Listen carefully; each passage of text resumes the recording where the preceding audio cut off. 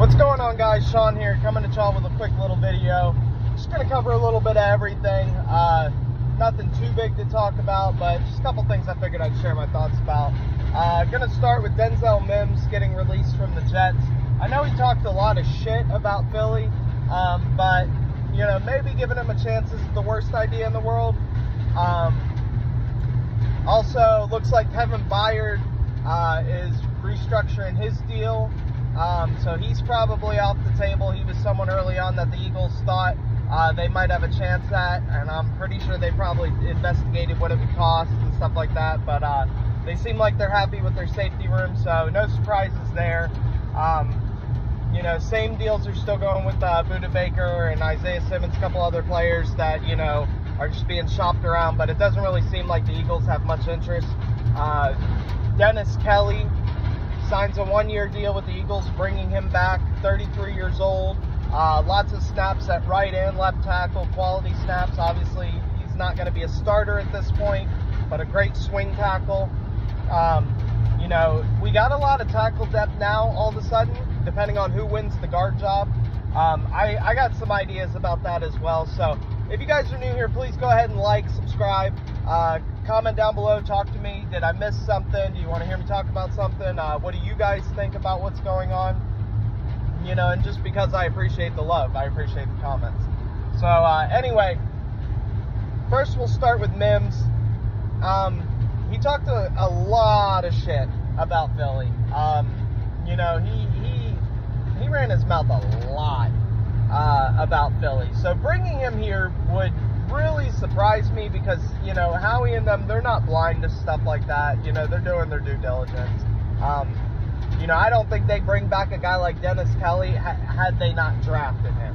You know, yeah, he's a good player, but I think it's more about, you know, the image of the team, the fans, camaraderie, stuff like that. You know, a guy like that comes back to Lane Johnson, Jason Kelsey, Fletcher Cox, BG, you know, just a few names that were here when he was here. Probably the only names, if we're being honest, that have been here that whole time.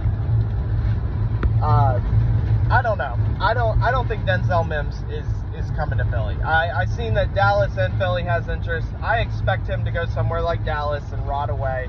I don't think he's going to be good. I know they talk about poor quarterback play, but that's kind of everywhere. You know, if it was really all poor quarterback play, they wouldn't be looking to trade or just cut him altogether. You know, they can watch the tape, see the routes ran, see the open looks, how many did he create throughout the year, is he worth keeping around Aaron Rodgers? No, you can never have too many weapons. So, you know, there's more to it. So no, I'm just sitting here thinking about it, you know, as I'm talking, and yeah, I don't see it happening. You know, the more I think about it, the less I think it's going to happen. I've seen some other YouTubers that are kind of hyped for him. I like what we got. I like the guy from Atlanta, the slot guy. I like Quez. I think Britton Covey will take a step. I think we got a couple guys that have been on the practice squad that'll take steps and, you know, maybe form a role. I like what we got.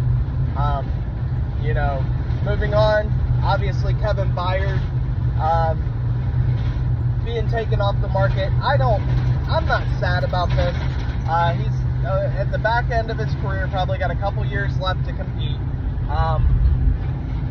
You know, if we'd have signed him early on, I'd have probably been happy because he's quality. He is quality starter. You know, he immediately fills a position of need. But like I said earlier, I think that the Eagles are content with their safety room. So I don't really see them, you know, picking up anybody big like that, you know, a big salary, a big name. You know, I think they're content to let these guys play it out and then see what happens. Make a signing before the season if they think it's really a necessity.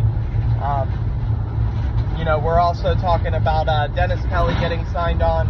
Already pretty much covered that. Not too much to say. Bringing him home after like 7-8 years away from the team. You know, he'll be good depth. He'll probably make this team depending on who wins the guard job. I think that's the bigger story that nobody's talking about is this frees up a guy like Jack Driscoll to be in that talk for the guard competition. People aren't talking about the fact that, you know, he's the backup center and Tyler Steen, that these guys, they might just go straight to the bench for a year.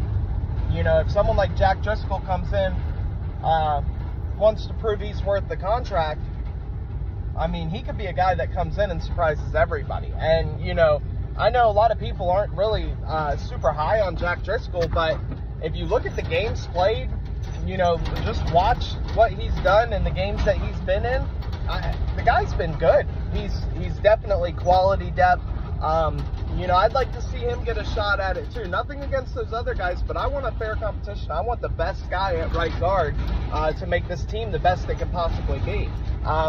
You know, my problem with the his name is just escaping me for some reason. It'll come to me later, but my problem with the backup center is just lack of weight. You know, he's big and, you know, athletic, and, you know, you want a road grader, but you also want someone athletic enough to pass protect too. And then, you know, the right tackle we got in the draft that we announced as a guard, you know, he's the opposite end of the spectrum. Maybe someone like Jack Driscoll can, you know, that nice middle ground there, or just bridge these guys for a year to give Jeff Stoutland a chance to really coach them up better. You know, I think that's something that nobody's really talking about. And then Dennis Kelly takes all the backup tackle reps, and then you've also got more backup tackle depth. God forbid something happens to both of our starters, you know, so you're given options. The second team O-line is as good as the first team O-line. You know, I don't think you can ask for much more. You know, I just don't think anyone's talking about that. Jack Driscoll is a dark horse, you know, and if he doesn't win the starting job this year and Dennis Kelly makes the team, he could be a trade candidate. You know, he could be a guy that maybe another team has already called up. They're looking for depth, and he's the odd man out, and so he could be the guy traded out. Who knows? But let me know what you guys think down below. If you made it this far into the video, I love you guys. I'm sorry it's noisy, but I just wanted to put out a video, what I'm thinking, content. You know, I love you guys. Peace out. Thank you so much. Fly, Eagles, fly. Peace.